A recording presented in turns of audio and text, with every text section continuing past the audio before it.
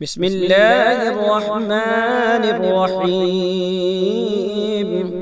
اللہ کے نام سے شروع جو نہایت مہربان رحم والا۔ والشمس وضحاها والقمر اذا تلاها والنهار اذا جلاها والليل اذا يغشاها والسماء وما بناها والارض وما طحاها۔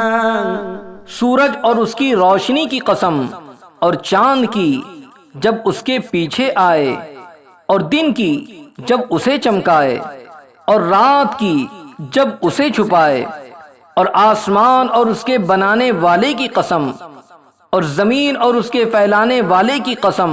ونفس وما سواها فألهمها فجورها وتقواها۔ اور جان کی اور اس کی جس نے اسے ٹھیک بنایا، پھر اس کی بدکاری اور اس کی پرہیزگاری دل میں ڈالی۔ قد افلح من زکاها وقد خاب من دساها۔ بے شک مراد کو پہنچا جس نے اسے ستھرا کیا، اور نامراد ہوا جس نے اسے معصیت یعنی گناہ میں چھپایا۔